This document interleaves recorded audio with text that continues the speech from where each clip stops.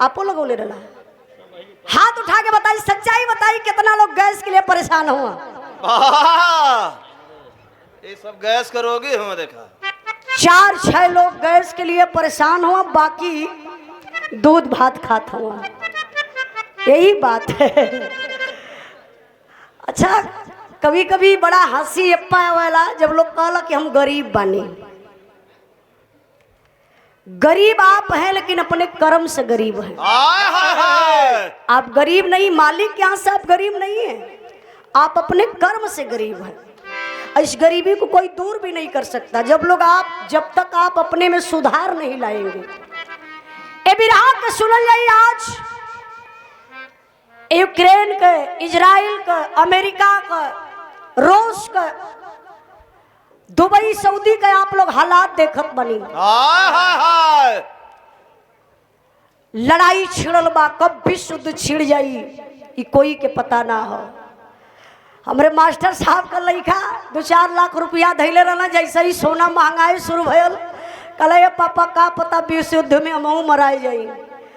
जाय के बेचारा 1 लाख रुपया का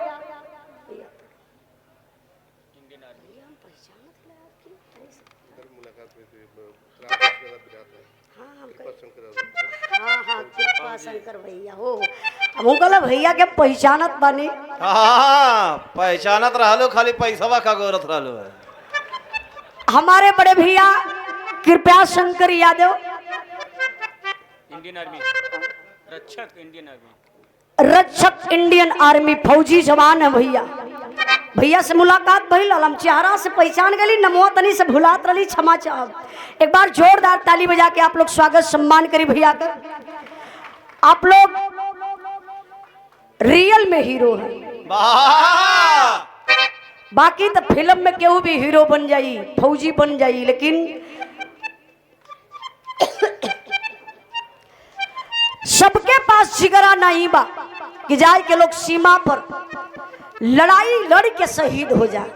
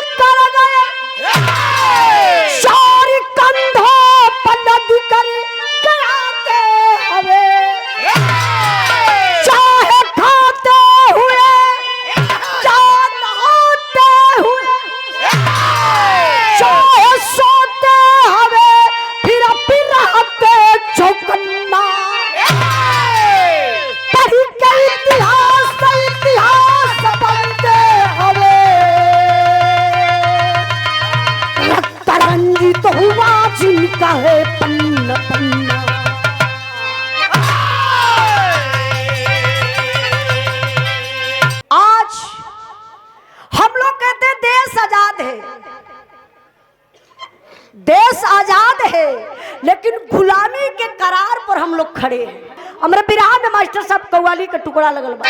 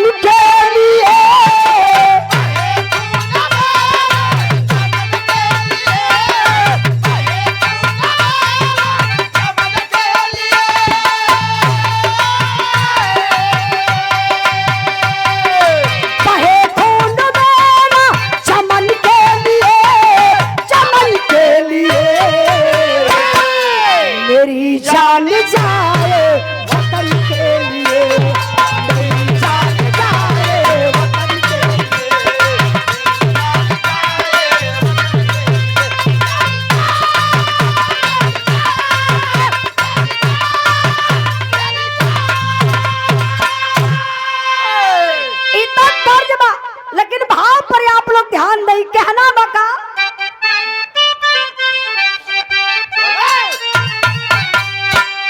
बढ़ा जो कदम है रुकेगा नहीं।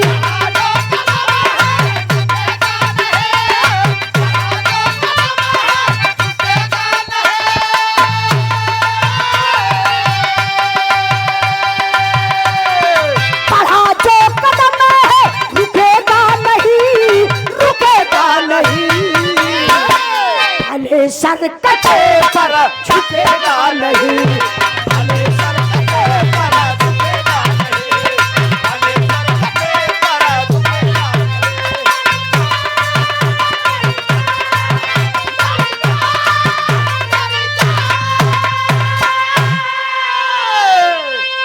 आई यही से आप लोग कहानी पर ध्यान दें। कहानी कहां से कैसे लिखल गई मास्टर साहब?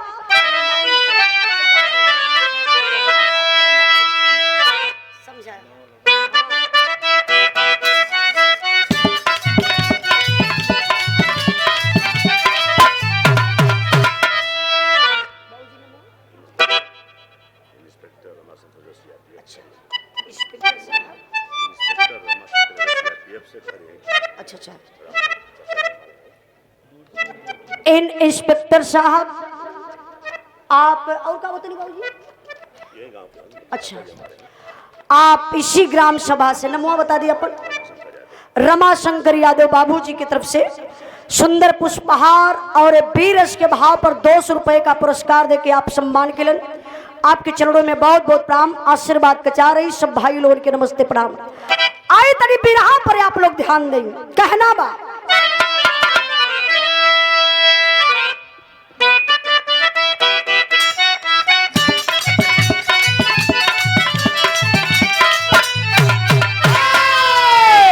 साथी जंग में जो वीर लड़ने आता है, साथी जंग में जो वीर लड़ने आता है, मौत का सहारा अपने शीश पर सजाता है।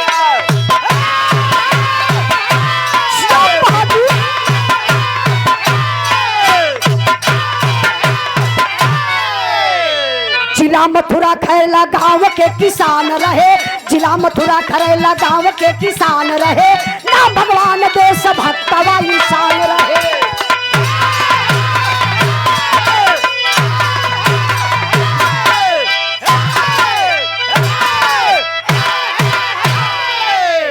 यही से आप लोग कहानी पर ध्यान दें। कहानी कहां से लिखल गई? हमारे उत्तर प्रदेश जिला मथुरा, जहां कृष्ण भगवान का जन्म स्थली बा। वही मथुरा के रहे वाला एक किसान जेकर नाम बतावल गल बाबू भगवान सिंह यादव। भगवान सिंह यादव के इकलौता बेटा जेकर नाम बतावल गल हेमराज। इकलौता बेटा है, लेकिन मन में बड़ा उमंग बा, फौजी जवान बनूंगा, देश का रक्षा करूंगा। सामने खुली भर्ती निकलले बाबू, मेहनत बा, रियाज मरले हवे, भर्ती के लाइन में गईलन, भर्ती हो गईलन। जब भर्ती हो गईलन तो वही बीच में हेमराज का शादी भी हो गई। यही से हम बताइला कि फौजी जवान 24 कैरेट सोना होते हैं। सरकारी नौकरी वाला केहू बा केतनो करिया रहे, छोटे रहे, खूब लंबा रहे, तनी से हार वार के टेढ़े बा कुछ रहे, लेकिन ओकर बिया फटाक से हो जाइए। काहे काहे से नौकरी करता, सरकारी नौकरी बा। लेकिन फौजी जवान 24 कैरेट सोना होते हैं। फौजी जवान का बिना देखले शादी भी तय हो गई। शादी कैसे तय भइल? एक गीता नाम के लड़की से। कहानी शॉर्ट में समझी, शादी हो गई। फौजी जवान का सीमा से आना जाना जारी बा। वही बीच में भगवान गीता के गर्भ रह गल। गीता गर्भवती है। ये वोल्टेज कम मिला था का भैया? कहीं सुख चुका थी वोल्टेज कम मिलत हो तो आहार का लाइट वाइट बुझवा के पूरा कर। अच्छा अब देखी फौजी जवान की बीबी गीता के गर्भवान 9वां महीना चलत बा। फौजी जवान छुट्टी लेके घरे आइल हुआ। 3 दिन बीतल बा। घर में बेटा पैदा भइल, बड़ा खुशहाली बा, मंगल गीत गवात बा, सोहर गवात बा। वही बीच में बाबू सीमा से फोन आ गल, कुछ फौजियों की जरूरत है, हेमराज तुरंत गाड़ी पकड़िए और सीमा पर चले आइए। यह एक फौजी जवानन का जिंदगी होला बाबू। फौजी जवान तैयार भइलन और चल दहलन ड्यूटी पर। तो होत का बा मास्टर साहब तर्ज लगल।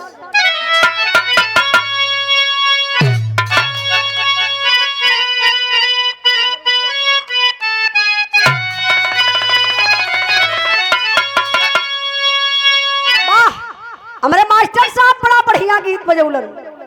रामाश्रय भैया ये गीत के स्वर्गीय रामदेव गुरु अपने अंदाज में बड़ा लहाई के गावत रहन। गीत बा स्वर्गीय रामदेव गुरु का, लेकिन अंदाज हमारा मास्टर साहब कैसे।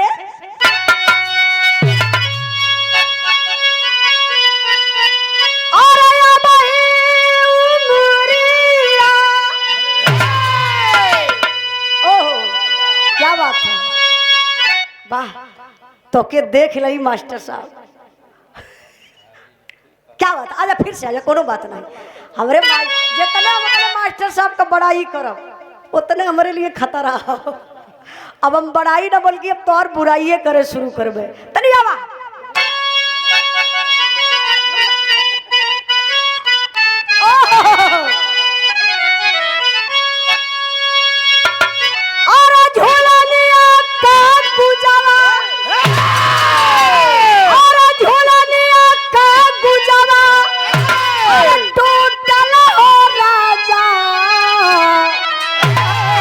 जमनिया से गरिया छूटल हो राजा।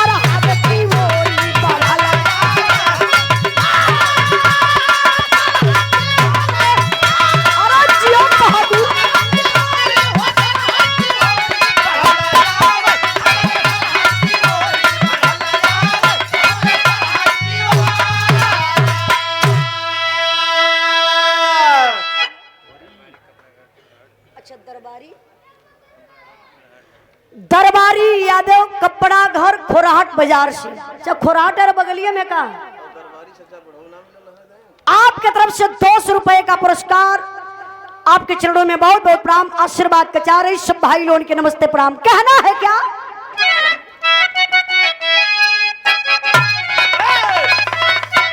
अरे कुछ दूर पर 3 साया दिखाया, छत से जवान हाथ राइफल उठाया।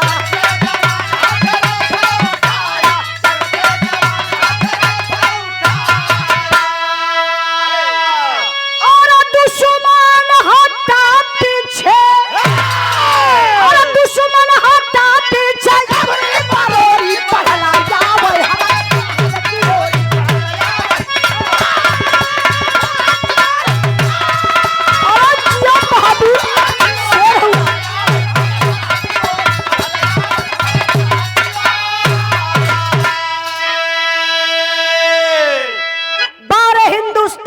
फौजी जवान बाबू पहुंचलन अपने ड्यूटी पर। ड्यूटी कहां लगल बा, जहां हिंदुस्तान पाकिस्तान का बॉर्डर बा। जवान अपने ड्यूटी पर तैनात। जनवरी का महीना रहल, चारों तरफ कुहरा रहल।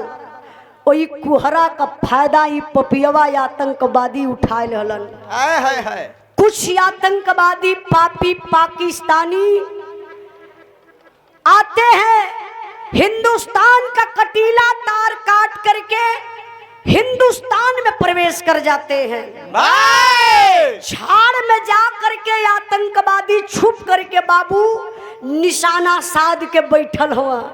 यहर से हेमराज सुधाकर ड्यूटी पर तैनात। कैलन का मास्टर साहब एजा गीत बदल गई।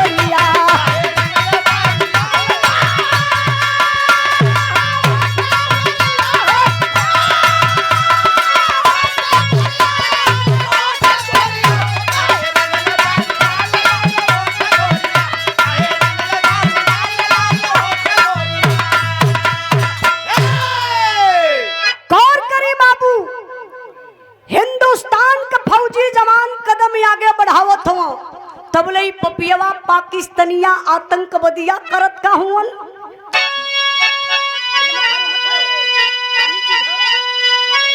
और उठा के काहे भैया हारा मत, तू बहुत कामिल चीज है। राजा राम बाबूजी गिट्टी बालू वाले, आपके तरफ से 100 रुपए का पुरस्कार है। बीरस के भाव पर आपके चरणों में बहुत बहुत प्रणाम, आशीर्वाद के चाह रही सब भाई लोगों के नमस्ते प्रणाम। आई तनी बिरहा पर ध्यान दें।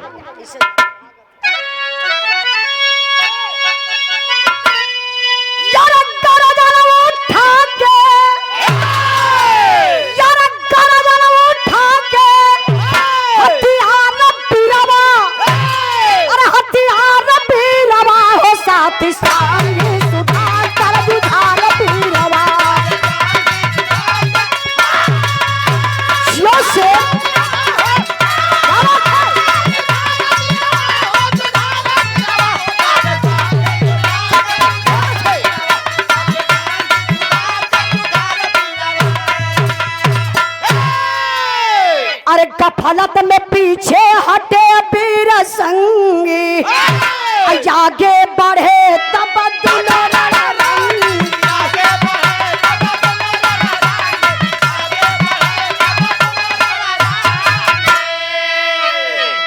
और बुझला धोखवा मारा बीरवा और मारा बीरवा हो साथ संगे सुधार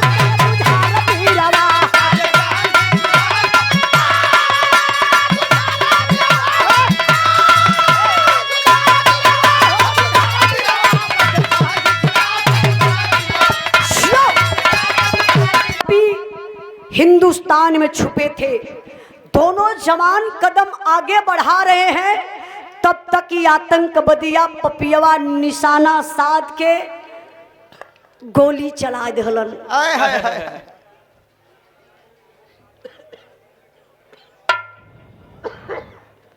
हमसे ज्यादा तो यह लोग परेशान हो। हम गावत हिला पसीना फेंकत हिला, बतिया के पसीना फेंक नवत हो। और जो लठिया वाले दादा के बगलिया में खड़ा हो, कम्मा बतियावा जे जहाँ खड़ा होके रहेदा क्यों चक्कर में मत पड़ा, बिरहा के चक्कर में पड़ा, ठीक है ना। लाठी तैसन ले लेवा बुझा था कि हाँ लेहर चढ़ा हो जाता है समय। तनी बिरहा पर ध्यान दई।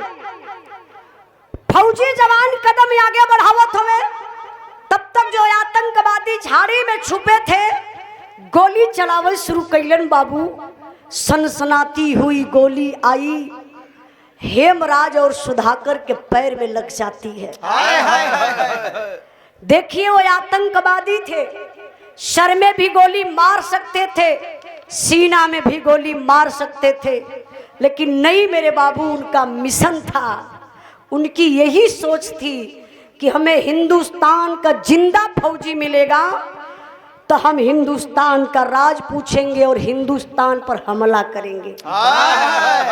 इसीलिए वो पैर में गोली आतंकवादी मारे और उसी घायल अवस्था में दोनों जवानों को लेकर के सीमा पार करके अपने पाकिस्तान सीमा में चले जाते हैं।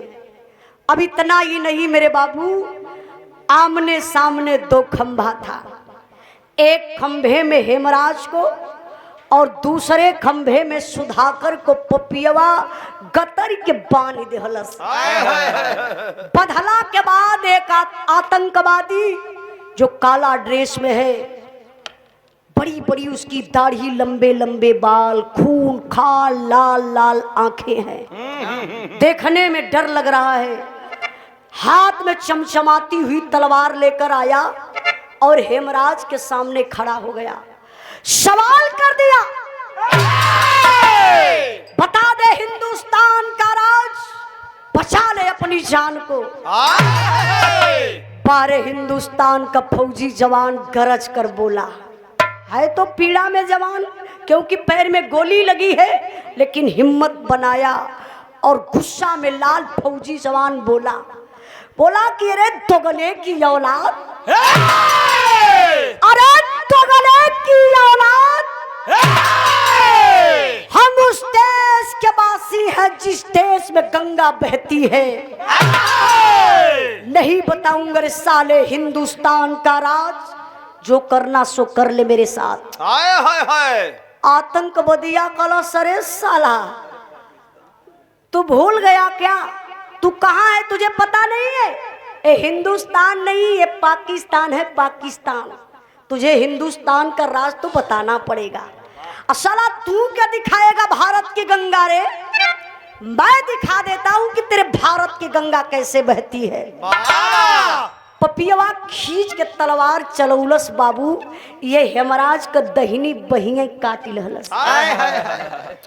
शरीर का बैलेंस झुक गयल, जैसे टेबल से पानी गिरे वैसे शरीर से निकल के छर छर छर छर जमीन पर खून पवट गयल। कहला आतंकवादिया, देख ले साले, ये तेरे हिंदुस्तान की गंगा, अगर तू बता दिया होता तो मैं तेरे साथ ऐसा कष्ट ही नहीं करता।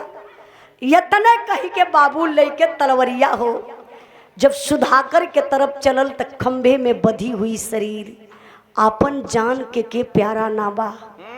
जवान समझ गल कि अवत बा पापी, पहले बाँ के काटी।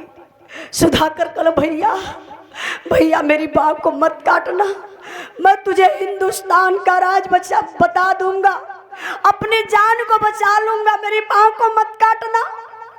ई बतिया हमरा सुनत रहलन। आई आतंकवादिया समझ गए कि वो डर रहा है सुधाकर, हिंदुस्तान का राज बता देगा।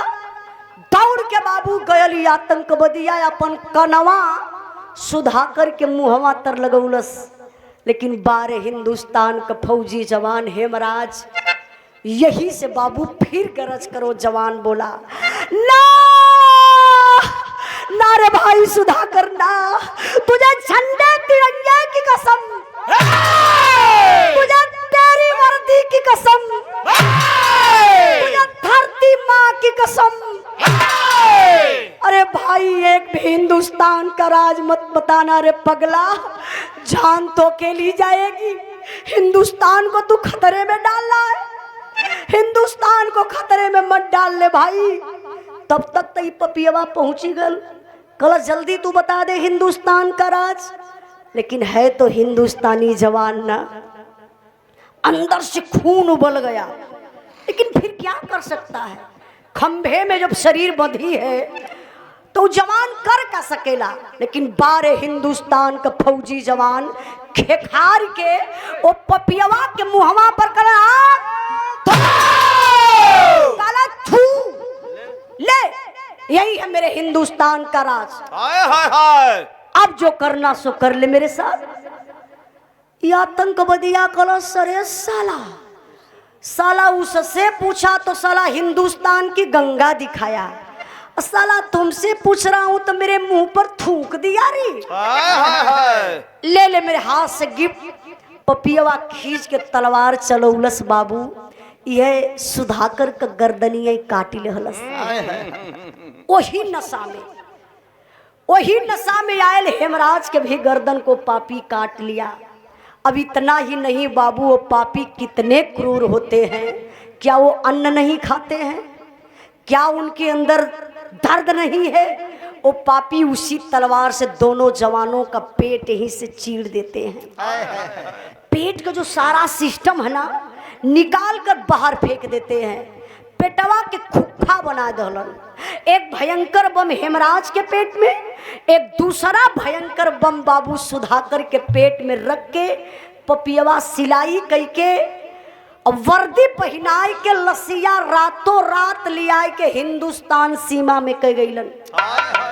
जानत है यार पेट में काहे बम रखलन? ये लिए वो पापी सब बम रखते हैं कि हिंदुस्तान के जवान जब इस लाश के साथ छेड़छाड़ करेंगे तो विस्फोट हो जाएगा। जितने आसपास जवान रहेंगे सारे हिंदुस्तान के जवान मारे जाएंगे। लेकिन गर्दन कहाँ बा? पाकिस्तान में। यहाँ से धड़ हिंदुस्तान में कई दिन हो गया। 2-4 गो जवान बाबू जब सीमा के तरफ चलते हैं, उधर झाड़ी में देखते हैं, पता नहीं चल रहा 2 जवान कहाँ गायब हैं। तब तक दोनों जवानों का पैर देख लेते हैं। जवान बोले अरे यार कई दिन से पता नहीं चल रहा था जवानों का। देखो 2 जवान तो यहाँ लेटे हुए हैं। जब करीब में जाते हैं तो अवाक हो जाते हैं। क्या सर का पता नहीं है, बाह कटी हुई है, पेट काफी ऊंचाई ले सूजा हुआ है, पैर में गोली लगी है। जवान समझ गए ओ हम खतरे से खाली नहीं है, दाल में कुछ काला है। चेकअप करने वाली मशीन आई तो पता चला बाबू कि दोनों जवानन के पेट में भयंकर बम बा। अगर वो जवान छेड़छाड़ करते तो उसी वक्त बम विस्फोट हो जाता और वो जवान मारे जाते। लेकिन बम को सुरक्षित निकाला गया मशीन द्वारा। लाश ले जाए के फौजी जवान कैंप में गमी मनावत हुआ। वहाँ का बात आप लोग छोड़ी, तरीश भैया से भी मिल रही। धन्यवाद। गुड्डू खलीफा उसरी, अच्छा गुड्डू खलीफा उसरी चट्टी गाजीपुर से। अच्छा जहाँ अभी हमारा और आपका भी रहा ना, वही चट्टी वही के आगे रहा। बहुत मजा आया। एगो बात आप कहले रही, वो पूरा वायरल होता है। हाँ देखत इला कि आप कहली कि केहू भी देखे तब आई कि हमसे अजमाइल और बिरहा गाइल। इसमें वायरल होता हूँ देखत रही, आजो हम देख ली है। कभी कभी ऐसा कुछ बोल देवे के चाहिए। अजय के लगे कि मिर्चा के लगल करे मिर्चा। सही में मिर्चा तो लोगों के लगत। हम कमेंट देखली, हम कहली जब जगरे बस का बात ना तो कमेंटवे कह के अपन दिल जुड़वाई और संतोष करी। तो बहुत बहुत भैया के प्रणाम। आपो का यूट्यूब चैनल है का कौन? बनदेवी म्यूजिक, बहुत ईमानदार यूट्यूबर हुआ। देख ले बगलिए में बैठल हो रामासरे भैया, 1 रुपया खर्चा ना कर सकता। रामासरे खुद ही बड़का डाकू हम तुम्हें कहाँ दे तो के कैसे पता भैया? नहीं हमारे रामासरे भैया बहुत अच्छे इंसान है, बहुत दिल से मानी ला भैया, दिल से बहुत बहुत धन्यवाद भैया के प्रणाम। आई नीबूलाल कनौजिया कहाँ? सलाहाबाद मोड़ से आपके तरफ से बिरहा के भाव पर 100 रुपए का पुरस्कार। आपके चरणों में बहुत बहुत प्रणाम। आप लोगों ने हमार फरियाद था सुना था ना। अच्छा बहुत बहुत धन्यवाद। अच्छा देखी हमार बिरहा कहाँ पहुंचल लिया भैया?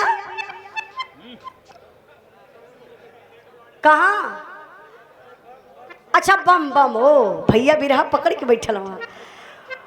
ओ बम को सुरक्षित निकाला जाता है।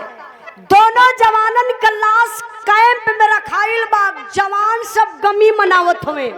वहां का बात आप लोग छोड़ी, तनी से दिमाग लेके आवा मथुरा में, जहाँ हेमराज के दुल्हन स्नान कई के बाबू श्रृंगार कर बैठल है। तब ले दुनिया का मालिक एक असगुन दिखा दल।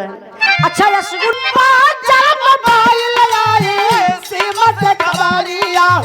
कापत के हेलो हेलो बोलल दुल्हनिया हो, कापत के हेलो हेलो बोलल दुल्हनिया हो। कहीं को जा बजिया नाची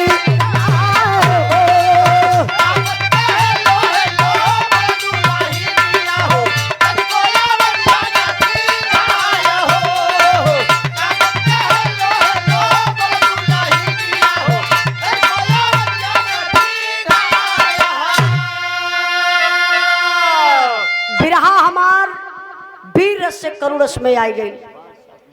तनी सब विचार करे बाबू, दुल्हनिया बेचारी स्नान कई की बार चोटी कैलस, हाथ में सिंदूर का डिबिया लेके मंगिया में लगावे गईली हो, तब बोले दुनिया का मालिक सुहगवे छीन रहलन। हाथ से सिंदूर का डिबिया छूटल, सारा सिंदूर जमीन पर बिखर गल। दुल्हनिया अचरा से ऐसे सेनुरा बटोरत बा, भगवान के मनावत बा कि हमरे सोनू के पापा पर कोनो आफत विपत ना आवे मालिक। तबले तो बाबू सीमा से फोन आई गयल। फोन के करबा, नया नंबर बा। फोन दुल्हनिया रिसीव कैली और पहला वर्ड बोली हेलो सोनू के पापा। सीमा से आवाज आई नहीं नहीं मैं सोनू का पापा नहीं हूँ। हाँ तो आप कौन? मैं हेमराज फौजी का मेजर बोल रहा हूँ। क्या ये फोन हेमराज फौजी के घर लगा है? हाँ जी सर जी। आप कौन? सर मैं उनकी पत्नी गीता बोल रही हूँ। तो मेजर साहब सोचे कि मैं गीता से डायरेक्ट मरने की खबर कैसे दे सकता हूँ, आप लोग भी समझ सकते हैं। मेजर साहब बोले बेटा कोई परिवार में और है क्या, किसी और को फोन दीजिए। गीता कहली कि नहीं सर इस समय तो मैं ही अकेली हूँ, एक बात बोलूँ प्लीज सर मेरे सोनू के पापा से बात करवा दीजिए। अपने पति देव से बात करे कहली। सोनू को पापा तब देखी ठीक बा, क्या बात है।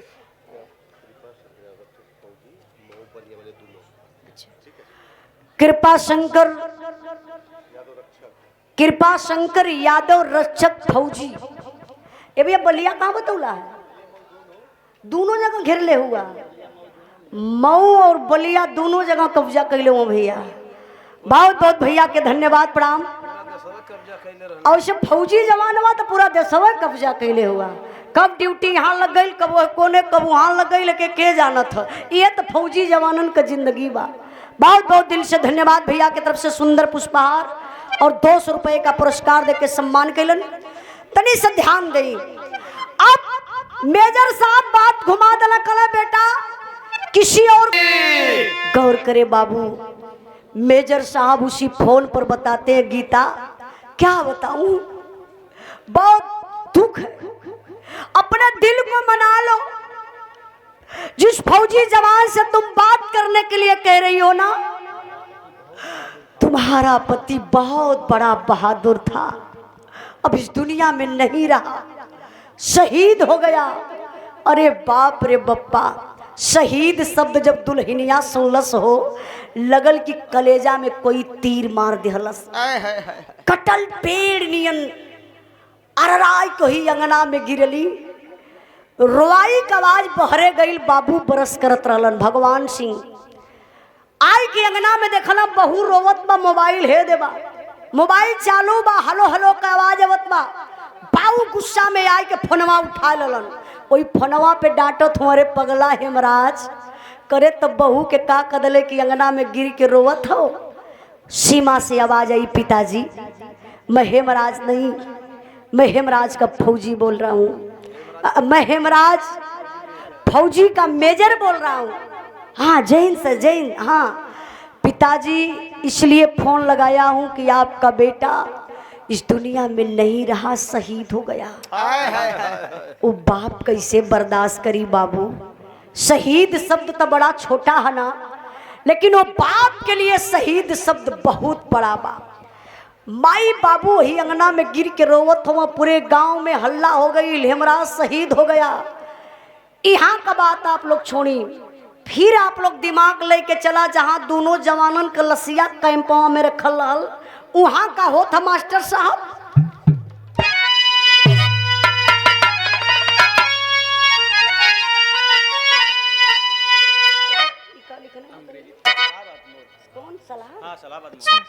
गुलाब चंद यादव शानवी मेडिकल हॉल ना, मेडिकल हॉल अंग्रेजी दवा की दुकान। और ये का लिखल है मंगल और सलाहाबाद मोड़। अंग्रेजी दवा की दुकान। गौर करे बाबू,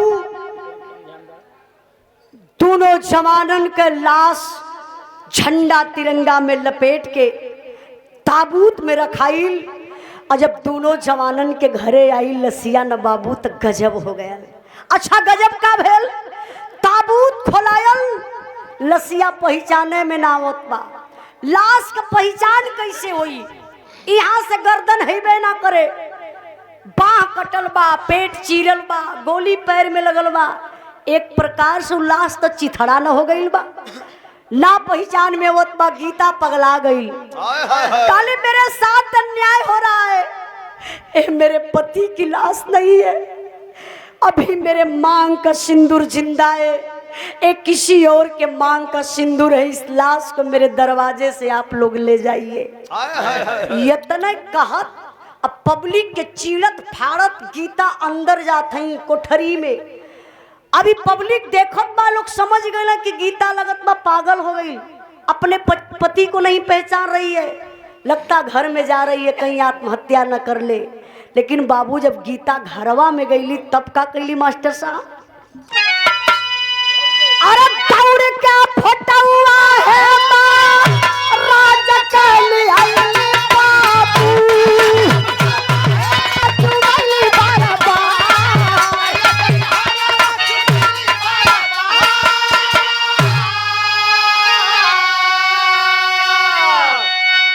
गौर करे बाबू, भागल भागल गईली घरवा में गीता हो, जौने रूमवा में सूतत रहली है बाबू। फौजी पोशाक में अपने फौजी सैया का इतना बड़ा फोटो वही दिवलिया में टंगले रहली। वह फोटोआ उतार के लगा रहली सीना से, और सीना से लगाई के सबके दिखावत थी कि देखी ना, आप लोग देखी ना, सोनू के पापा ही हमें, आप लोग इनके खोज के लाई ना। लेकिन बाबू पिताजी लाश के लेके बैठल रहे हो, कलेजा फट गया।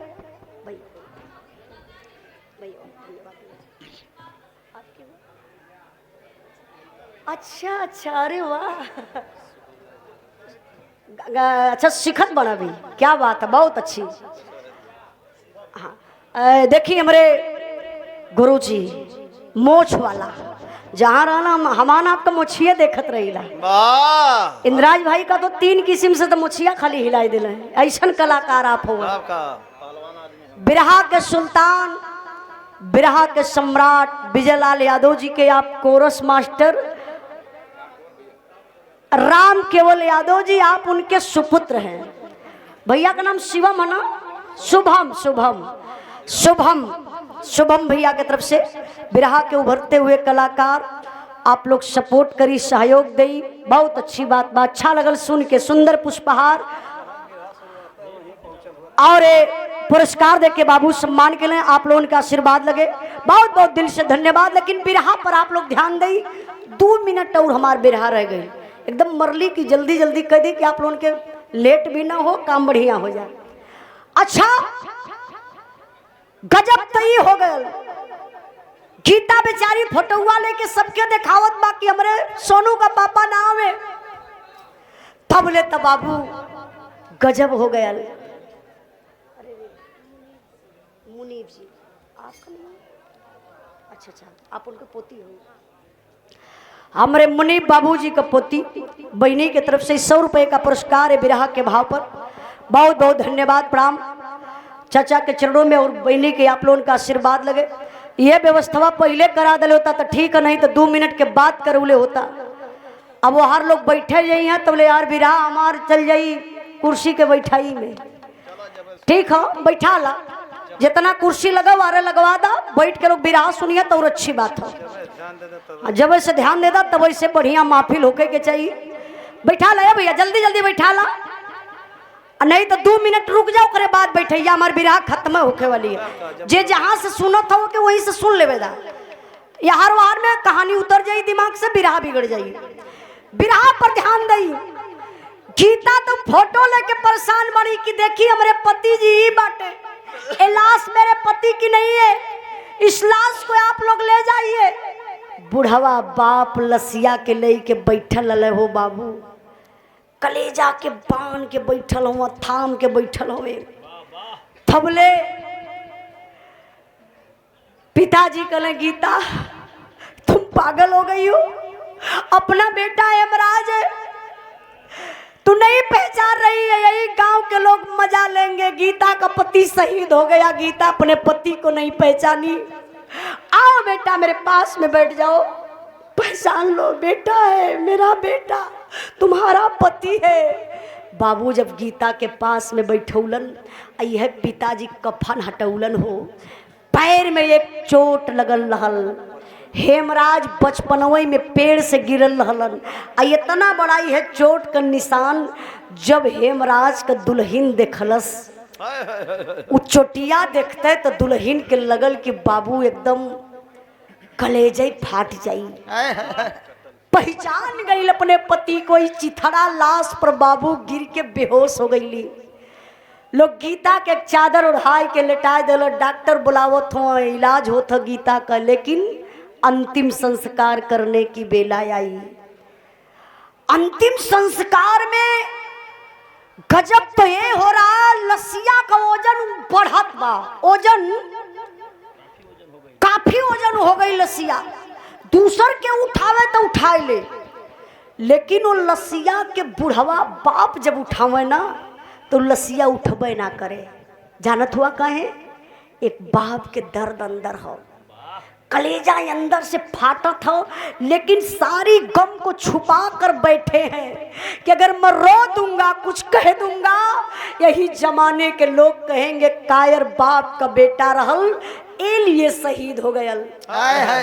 लेकिन सब्र का बांध टूट गया।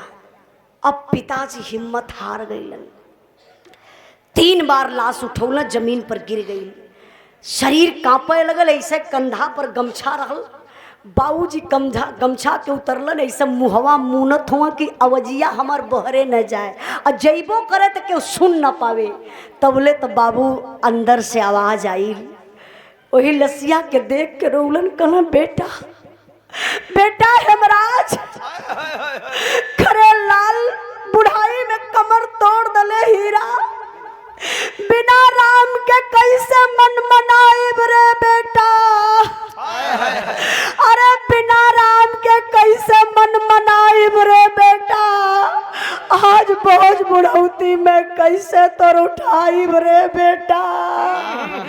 हाय रे लाल, बुढ़ाई में कमर तोड़ दले हीरा, लसिया पर गिरले, पिताजी बेहोश हो गईलन। जानते हैं आप लोगों के पास भी औलाद होगी बाबू, औलाद होंगे जरूर।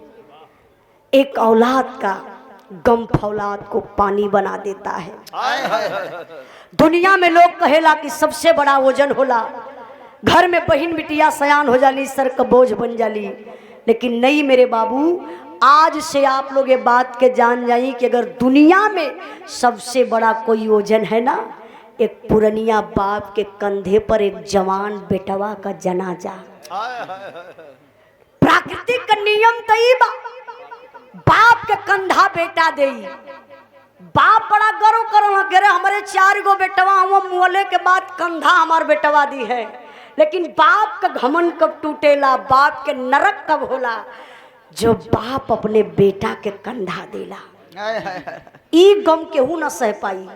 जवान बेटवा का लाश सामने, बुढ़वा बाप कंधा उठावे, ऐसे हिम्मत क्यों करना पड़ सकेले। बाबू बेहोश भइलन, लाश पर गिरलन, लोग लेके जात हो बाबू हॉस्पिटल इलाज करे बदे, लेकिन लाश का अंतिम संस्कार करे बदे परिवार में केहू ना रहल।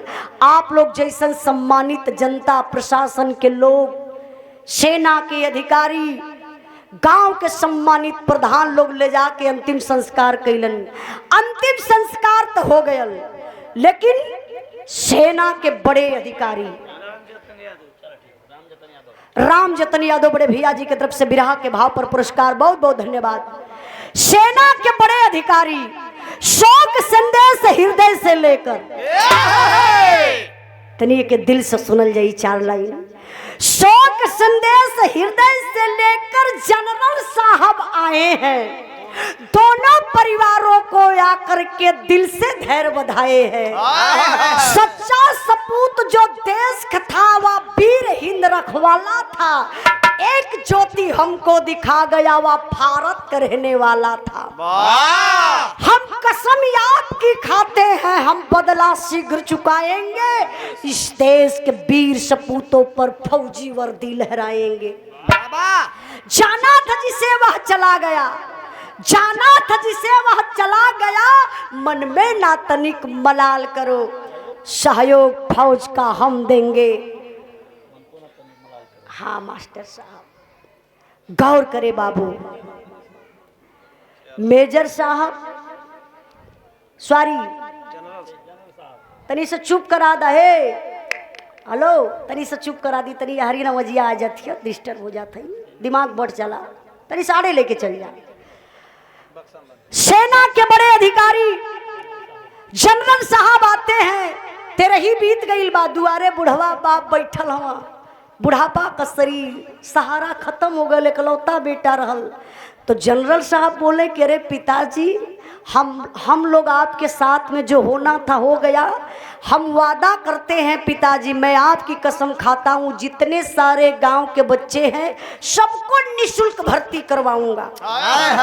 इतना ही नहीं, जो रोड है ना गांव का मेन रोड है, वहां हेमराज के नाम से एक शहीदी गेट हम लोग बनवाएंगे, और चौराहे पर एक शहीद हेमराज की मूर्ति लगवाएंगे, शहीदी रास दिलवाएंगे। बुढ़वा बाप के आंख से झरझर झरझर आंसू चलत बा, हथवा जोड़ के कहले कहो साहब हाय लाल लोग भर्ती हो जाई का, हमरे बेटा का ताकत कमजोर रहल, हमरे लाल का गर्दन कटायल, पेट चीर के बम रखायल, पैर में गोली मारल गल, बाह के काटल गल, हमार हीरा कुछ न कपौलस। ए साहब हई लाल लोग भर्ती हो जाई, सबकर गर्दनिया ऐसे कटाई जाई, सरकार कुछ ना बोली हो साहब।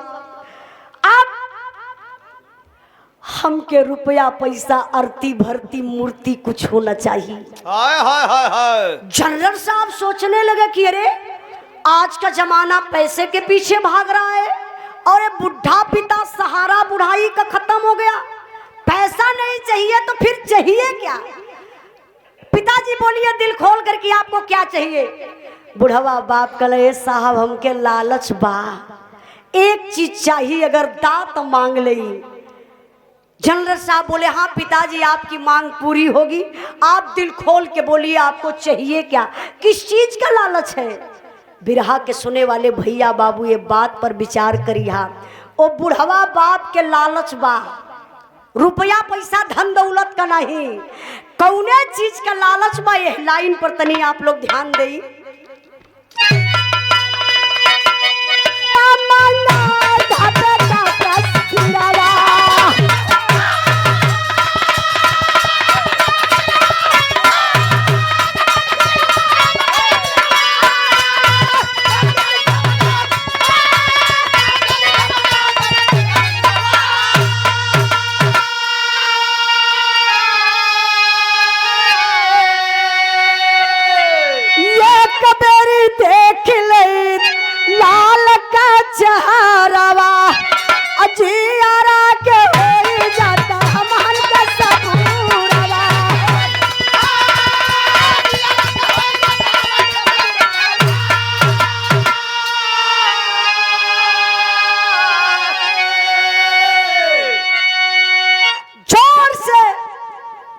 जल्दी दा जल्दी। ए बिरहा के आखिरी भाव पर सम्मान किया हमारे बड़े भैया अपना मेडिकल स्टोर सलाहाबाद मऊ से अंग्रेजी एवं पशुओं के लिए दवा का विक्रेता गुलाब चंद यादव, बहुत बहुत भैया के प्रणाम है। 100 रुपए का पुरस्कार देके सम्मान कैलन। लेकिन बिरहा का आखिरी भाव आप लोग समझी, बुढ़वा बाप का मांग बा, लालच बा, कहना धन दौलत से जाई ना हृदय का पिरवा, साहब जल्दी से मंगाए दा बेटा का सिरवा। कहला साहब हमके यही चीज का लालच बा, हमरे हिंदुस्तान का दुश्मन पाकिस्तान बा, हमरे लाल का गर्दनिया पाकिस्तान वाला रख ले बा, ए साहब हमरे लाल का वह गर्दनिया मंगाए दा। बुढ़ाई में एक बार अपने हीरा के भर नजर से देख लई, जब ले जियब तब ले घुट घुट के जियब, मुअला के बाद हमारे आत्मा के शांति स्वर्गों में ना भेटाई। जनरल साहब चले गए, तब आप लोग देखे होंगे सुने होंगे जिस समय अपने भारत के प्रधानमंत्री नहीं थे तो हर मंच पर यही भाषण दिया करते थे। आप लोग सुने होंगे जरूर कि भाइयों बहनों, मैं आप लोगों से कहना चाहता हूं, मैं तो भारत माँ का लाल हूं। भाइयों बहनों, 2 सर का बदला, भाइयों बहनों, मैं पाकिस्तान से 10-10 सर लाऊंगा। लेकिन आज तक 10 सर की बात छोड़िए, अभी वही 2 सर नहीं आया जो हिंदुस्तान के जवानों का गर्दन काट करके वो आतंकवादी पापी पाकिस्तानी अपने पास रखे हैं। अभी तक नहीं पता चला। अभी एक दिन की बात मैं बता रही हूँ आप लोगों को। जो भाई सोशल मीडिया से जुड़े होंगे उनको पता होगा, आप लोग देखे होंगे फेसबुक पर, हम स्वयं वीडियो को देखे। मीडिया वाले पहुंचे थे हेमराज के घर पर, पूछे उस माँ से। हेमराज की माँ एक फोटो लेकर के रोती बिलखती मीडिया के सामने आई। मीडिया वाले सवाल किए, माँ बताइए आपको सरकारी सुविधा कुछ मिल रही है, कुछ हुआ कि नहीं? माँ रोती है, साहब मैं क्या बताऊं सरकार की बातें, बेटा तो मेरा इकलौता था, चला गया, दुनिया अंधेरा में हो गई। जब से मेरा बेटा गया जितना बनाया था वही बना है, अभी तक मेरे घर में एक शौचालय नहीं हुआ। बड़ी शर्म की बात है, बड़ा दर्द होता है हमारे फौजी भाइयों के लिए जब सौतेला व्यवहार होता है। अभी मैं एक बिरहा गाई हूं, हमारे YouTube चैनल पर है, आप लोग जरूर सुनिएगा, उजाला यादव ऑफिशियल पर है, आप लोग सुनिएगा, सर्च करिएगा मुनीश यादव फौजी, शहीद मुनीश यादव फौजी के मूर्ति पर चला बुलडोजर। अब तक गरीबों पर चल रहा था, अब शहीदों के लिए, अरे जो हमारे लिए आपके लिए गर्दन कटा दिया, अपनी जिंदगी खत्म कर दिया, उसके लिए थोड़ा सा जमीन सरकार नहीं दे सकती है? क्या हुआ भाई, अगर कोई खिलाड़ी छक्का मार दिया, चौका मार दिया, यही लोग करोड़ों रुपया इनाम दे देते हैं। लेकिन कोई जवान, कोई फौजी जवान देश के लिए शहीद हो गया तो उसके साथ सौतेला व्यवहार हो रहा है। इसलिए मैं आप लोगों से कहना चाहती हूँ बाबू कि आप लोग भी कदम उठाइए, आवाज उठाइए कि हमारे फौजी भाइयों का सम्मान होना चाहिए। नहीं तो जैसे नेता लोग चलते हैं बढ़िया लग्जरी गाड़ी में, आप लोग देखे होंगे हमारे कृपा शंकर भैया बैठे हैं, फौजियों की गाड़ी क्या रहती है, चारों तरफ से खुलल बा, धूप लगे, पसीना फेंके, चलत रहा, उनके लिए सुविधा कौनो ना बा। लेकिन नेता हवा तो उनके एसी चाहिए, और कहीं हटाए के वही नेता के गाड़ी में फौजी बैठ जाए, फौजी के गाड़ी में नेता के बैठा दा, पब्लिक ना नोच नोच के मांस खाए जाए। अब पब्लिक का बात है, छोड़ा पाकिस्तान वाले आई के यहाँ ले, हाँ पूरा मऊ कब्जा कैले हैं। सच्चाई बताओ बनी तय लिए बाबू, हमारे पूरा बिरहा गौले का मतलब यह भैल कि हमारे फौजियों का सम्मान होना चाहिए। भैया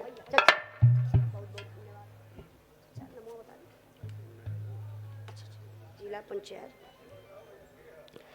आप श्री मुन्ना यादव जिला पंचायत प्रत्याशी ग्राम गाई देवपुर गाजीपुर के धरती से आप बाबूजी की तरफ से बिरहा के भाव पर सुंदर पुष्पहार और 200 रुपए का पुरस्कार देके आप सम्मान किलन, आपके चरणों में बहुत बहुत प्रणाम, आशीर्वाद कचा रही। कुछ गावे बजावे में अगर कोनो भी गलती भइल हुई तो आप लोगों से क्षमा चाह। बिरहा का आखिरी लाइन, आखिरी भाव मास्टर साहब।